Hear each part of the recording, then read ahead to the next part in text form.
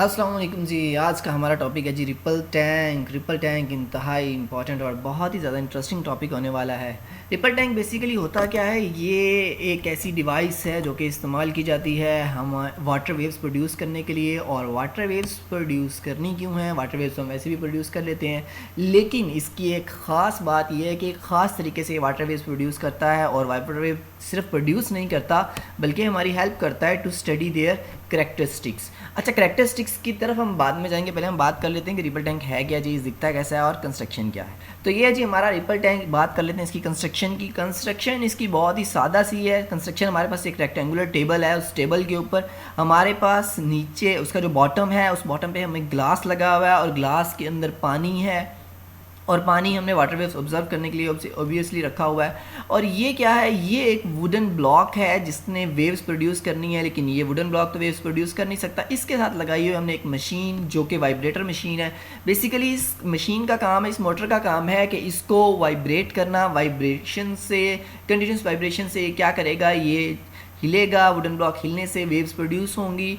और ये बल्ब क्या कर रहा है, ये बल्ब का काम ये है कि ये बल्ब क्या करेगा, रिफ्लेक्शन के लिए हम इस्तेमाल कर रहे हैं। बेसिकली ये बल्ब क्या करेगा, लाइट देगा और लाइट से क्या होगा कि ये जो जितनी भी यहाँ पे वेव्स प्रोड्यूस होंगी उनका नीचे हमें शेडो नज़र आएगा और हमने वहाँ पे शेडो में ऑब्जर्व करनी है इसकी करेक्टरिस्टिक्स। और ये क्या है, ये हमने इसको सप्लाई दी हुआ है और ये हमारा सपोर्ट है जिसके ज़रिए से हमने ये वुडन ब्लॉक रखा हुआ है। और इसका टेबल और इसकी जो सरफेस है वहाँ तक के जो हमारा डिस्टेंस है वो तकरीबन 1/2 मीटर है, यानी कि काफ़ी ये बड़ा सा सिस्टम है। आप छोटा भी कर सकते हैं, इसके ऑब्जर्वेशन के और भी तरीके से हम कर सकते हैं इसको ऑब्ज़र्व। हम यहाँ पे जो है वो इसको पानी सर्कुलर डिप्स के फॉर्म में भी हम कर सकते हैं, सर्कुलर, लेकिन हम इस तरह पढ़ना ज़्यादा पसंद करेंगे बिकॉज हमने रिफ्लेक्शन और डाइफ्रैक्शन भी पढ़नी है, बट ये उस तरह भी पढ़ी जा सकती है। बात कर लेते हैं हम इसको स्टार्ट करने की। स्टार्ट करेंगे जब हम इसको, तो हमारी ये मोटर वाइब्रेशन स्टार्ट कर देगी और जैसे ही मोटर वाइब्रेशन स्टार्ट करेगी तो हमें पता है हमारा जो वुडन बॉक्स है, वुडन ब्लॉक जो है, ये क्या करेगा, ये पानी के अंदर कंटिन्यूसली डिप्स करने लग जाएगा। और पानी के अंदर ये डिप्स कुछ आगे की फॉरवर्ड फॉर्म में करेगा। फॉरवर्ड फॉर्म में जब ये डिप्स करेगा तो हम देखते हैं कि वाटर वेव्स बनती हैं। लेकिन वाटर वेव्स तो बनती हैं, लेकिन जो हमें शेडो नज़र आ रहा है, शेडो जस्ट हमें इस तरह का नज़र आ रहा है, डार्क और ब्राइट लाइंस की फॉर्म के अंदर। ये जो डार्क और ब्राइट लाइंस हैं ये बेसिकली हमारे क्रस्ट और ट्रफ हैं वाटर के, जो हमें नीचे शेडो में नज़र आ रहे हैं। जो हमारे वो ब्राइट फ्रिंज है, ब्राइट फ्रिंज हमें बेसिकली नज़र आ रहा है एज ए क्रस्ट, और हमारा जो डार्क है वो हमारे नज़र आ रहा है एज ए ट्रफ। ये देखिए, ये हमारे पास बहुत क्लियरली फ्रिंजेस नज़र आ रही हैं। और हमने ये जो वेवलेंथ, हमने जो उनकी वेवलेंथ पढ़ी हुई, वेवलेंथ हमें पता है क्या होती है, टू कंजेक्टिव क्रस्ट्स के दरमियान जो डिस्टेंस होता है उसे हम क्या कहते हैं, वेवलेंथ। और हमारा ये दो कंजेक्टिव क्रस्ट के दरमियान, ये दो कंजेक्टिव ट्रफ्स के दरमियान में जो डिस्टेंस होगा उसे हम क्या कहेंगे, वेवलेंथ कहेंगे। और वाइट फॉर्म जो है, फिर याद रख लें, वाइट फ्रिंजेस जो हैं ये हमारे क्रस्ट हैं और हमारे डार्क फ्रिंजेस वो क्या हैं, हमारे ट्रफ्स हैं। ये हमारे पास इस तरह की फॉर्म में वेव्स हमें ऑब्जर्व हो जाएंगी जो कि हमें ऊपर पैटर्न में भी नज़र आ जाएंगी थ्रो बल्ब हमें इसका शेडो नीचे नज़र आ रहा है बल्ब के थ्रू से। अब हम बात कर लेते हैं इसकी करेक्टरिस्टिक्स की। कोई भी वेव जो है वो उसकी टोटल 3 करेक्टरिस्टिक्स होती हैं। इसी तरह वाटर वेव्स की भी 3 करेक्टरिस्टिक्स होती हैं। इनकी जनरल डेफिनेशन तीनों की हर जगह एक ही जैसी रहती है, लेकिन मुख्तलिफ किस्म के, जैसे कि हमने लाइट की वेव्स को अगर स्टडी करना हो तो उसकी रिफ्लेक्शन डाइफ्रैक्शन होती है। तो इस तरह हम वाटर वेव्स को स्टडी कर रहे हैं। एक्चुअली वाटर वेव्स को स्टडी करना आसान है, आप लाइट की भी डाइफ्रैक्शन, रिफ्लेक्शन और रिफ्लेक्शन स्टडी करेंगे, but in the first year यहाँ पे हम सिर्फ इनकी डिस्कस कर रहे हैं। तो बात करते हैं हम रिफ्लेक्शन की। रिफ्लेक्शन बेसिकली क्या होता है, रिफ्लेक्शन ये होता है कि जब भी कोई मीडियम के पार्टिकल्स किसी भी वॉल से, किसी भी ऑब्स्टेकल से, किसी भी रुकावट से टकराएं और टकरा के वापस उसी मीडियम में वापस आ जाएं। अब ये मीडियम के अंदर ही वापस आना क्या मतलब है, जैसे कि देखें, आपके पास एक एग्जांपल है कि अगर आप बिल्कुल दीवार के सामने खड़े होकर आप कोई चीज़ दीवार को मारते हैं, बॉल मारते हैं, कोई चीज़ मारते हैं, वो चीज़ वापस आ जाती है आपके पास।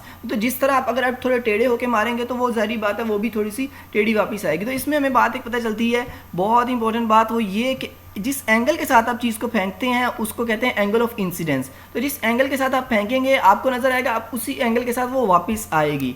वो वापस आने का उसका एंगल है, उसे हम कहते हैं angle of reflection. Angle of reflection उसका वापस आने का एंगल है। अच्छा, ये एंगल बनता किसके साथ है, ये भी हम डिस्कस कर लेते हैं। ये एंगल बेसिकली बनता है, हमने जो ऑब्स्टेकल रखा होता है रास्ते के अंदर, उस ऑब्स्टेकल के ऊपर नॉर्मल ड्रॉ किया जाता है। नॉर्मल बेसिकली बिल्कुल स्ट्रेट लाइन होती है यहाँ पे, जस्ट लाइक दिस। और ये स्ट्रेट लाइन क्या होती है, इस स्ट्रेट लाइन के साथ ही क्या होता है, एंगल ऑफ इंसिडेंस, यानी कि ये जो वेव्स यहाँ से आ रही थी, वो जो हमारा वुडन ब्लॉक वाइब्रेशंस के ज़रिए से वेव्स प्रोड्यूस कर रहा था, उसके हमने रास्ते में रख दी एक और रुकावट। वो रुकावट कुछ सख्त रुकावट, लाइक हमने एक और वुडन ब्लॉक रख दिया, हमने कोई ऐसा सॉलिड ब्लॉक रख दिया। अब उसके साथ जब ये वेव्स यहाँ से आके टकराएंगी तो क्या होंगी कि वो रिफ्लेक्ट हो जाएंगी। तो यहाँ से उनका आने का जो एंगल है वो एंगल ऑफ इंसिडेंस, और जाने का एंगल ऑफ रिफ्रैक्शन कहलाता है। तो ये दोनों एंगल इनके क्या होंगे, इक्वल होंगे। और हम देख रहे हैं कि हमारा जो वाटर है वो उसी हमारे वाटर ही मीडियम, हमारा एक मीडियम वाटर है और उसी मीडियम के अंदर वापस वाटर वेव्स वो आ रही हैं, ठीक है। और क्या हो रहा है कि वो आगे नहीं जा रही हैं, तो इसको हम क्या कहते हैं, रिफ्लेक्शन ऑफ वाटर वेव्स, जिसमें एंगल ऑफ इंसिडेंस इक्वल होता है एंगल ऑफ रिफ्लेक्शन के। और वाटर वेव्स क्या करती हैं, वेव्स रिबाउंस हो जाती हैं टू दैट मीडियम रिवर्स, उसी मीडियम के अंदर वापस वो आ जाती हैं जी। तो नेक्स्ट हम बात करेंगे रिफ्रैक्शन की। रिफ्रैक्शन बेसिकली क्या है, रिफ्रैक्शन है कि किसी चीज़ का किसी मीडियम की पार्टिकल्स को किसी के सतह पे टकराना और टकरा के आगे गुजर जाना, रिफ्रैक्ट कर जाना। जैसे कि हम देखते हैं कि जो शीशा है, शीशे से क्या करती है, लाइट जो है वो रिफ्रैक्ट हो जाती है, वो आगे पास हो जाती है, हमें आगे नज़र आती है, ठीक है जी। पानी भी ऐसा है कि पानी में से भी लाइट जो है रिफ्रैक्ट हो जाती है कुछ हद तक।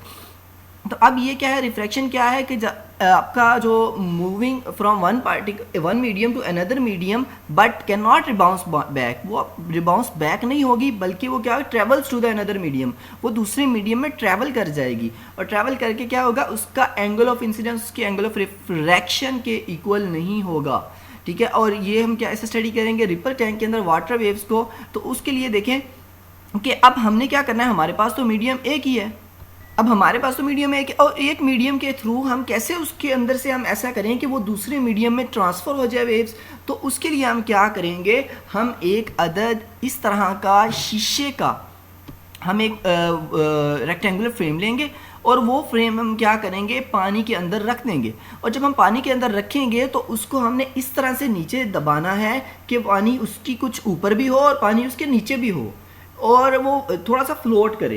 तो पानी जो उसके ऊपर होगा वो पानी, क्योंकि वो कम गहरा होगा, और जो पानी उसके साइडों पे होगा, आसपास होगा, वो पानी क्या होगा, वो पानी ज़्यादा गहरा होगा। तो हम देखते हैं कि वो जो पानी गहरा है उसे हम डीप वाटर कहते हैं, और जो उसके ऊपर वाटर है उसे हम शैलोवर कहते हैं, या शैलो वाटर कहते हैं। अब वो जो शैलोवर वाटर है, जब क्योंकि पीछे से वाटर वेव्स अब यहाँ से प्रोड्यूस हो रही हैं, और वाटर वेव्स प्रोड्यूस होने के बाद क्या हो रहा है कि आ रही हैं इस तरफ को, ये बिल्कुल स्ट्रेट फॉर्म के अंदर, क्योंकि वो वुडन ब्लॉक्स बिल्कुल सीधा हमने रखा हुआ वुडन ब्लॉक, और उसको वाइब्रेटर जब हमने ऑन किया तो वाइब्रेटर ऑन होने से वाटर वेव्स प्रोड्यूस हो रही हैं और वो सीधी स्ट्रेट आ रही हैं। तो यहाँ पे जब आती हैं तो हम देखते हैं कि रिफ्रैक्ट इसमें से कैसे हो रही हैं, ये देखिए आपको बेंड होती हुई नज़र आ रही हैं। तो ये बेंड होना इनका क्या है, ये जब एक मीडियम से दूसरे मीडियम में, एक पहला मीडियम क्या है डीप वाटर, दूसरा मीडियम हमारा कौन सा है, वो शैलोवर वाटर है।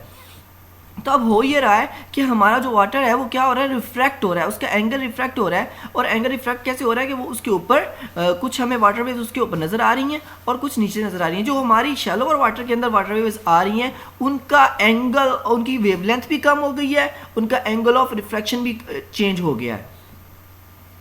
अच्छा, वेवलेंथ कम होने की वजह क्या है, वेवलेंथ कम होने की वजह ये है कि क्योंकि यहाँ पे डीप वाटर था, पानी ज़्यादा गहरा था, तो वेव्स बड़ी बन रही थी। यहाँ पे शैलो वाटर है, पानी कम है, तो वेव्स क्या बन रही हैं, वेव्स छोटी बन रही हैं। ये देखें, ये इस तरह से हम वाटर वेव्स प्रोड्यूस करें। और ये हमारी मोटर है, ये मोटर बेसिकली क्या कर रही है, ये मोटर यहाँ से इसको इसके थ्रू ये वाइब्रेट हो रहा है, और इस वाइब्रेशन से ये देखिए ये इस तरह का कुछ हमें पैटर्न नज़र आ रहा है। हमने अपनी ट्रे को इस तरह से डिप किया है पानी के अंदर, और पानी के अंदर डिप करने के बाद हम क्या कर रहे हैं, हम उसके अंदर से ये पैटर्न ऑब्जर्व कर रहे हैं। ये देखें, बात कर लेते हैं रिफ्रैक्शन की डेफिनेशन की। डेफिनेशन बिल्कुल सिंपल है, जो हमने भी ऑब्जर्व किया। वो क्या ऑब्जर्व किया कि जब वेव के पार्टिकल्स एक मीडियम से दूसरे मीडियम में इंटर होते हैं विद सम एंगल, अपनी डायरेक्शन को बेंड कर देते हैं, अपनी डायरेक्शन को चेंज कर देते हैं, तो this is called the refraction of water waves. बात कर लेते हैं थर्डली डायफ्रैक्शन की। डायफ्रैक्शन बड़ी सिंपल है। डायफ्रैक्शन के लिए हमने दो अदद ऑब्स्टेकल्स लेने हैं। दो ऑब्स्टेकल्स को हमने क्या कर देना है, प्लेस कर देना है in front of the waves coming from the wooden block. और उन वेव्स, उन ऑब्स्टेकल्स के दरमियान में जो गैप है, जो स्लिट है, वो आपने इतनी रखनी है कि वो आपकी वेवलेंथ के इक्वल हो, one wavelength of the waves के इक्वल हो। अगर वो इक्वल नहीं होगी तो आप डायफ्रैक्शन ऑब्जर्व नहीं कर सकते हो। उसको ऑब्जर्व करने के लिए मस्ट है कि जो आपका स्लिट का डिफरेंस है वो होना चाहिए वन वेवलेंथ के इक्वल। और आप देखेंगे कि वो स्लिट से पास होने वाली वेव्स वो सेमी सर्कुलर पैटर्न बनाएंगी, और यही क्लियरली हमें नज़र आ जाएगा। इसके बरक्स अगर आप बड़ी स्लिट लेंगे तो आपको डायफ्रैक्शन पैटर्न ऑब्जर्व नहीं होगा, बस थोड़ी सी बेंडिंग होगी अराउंड द वेव।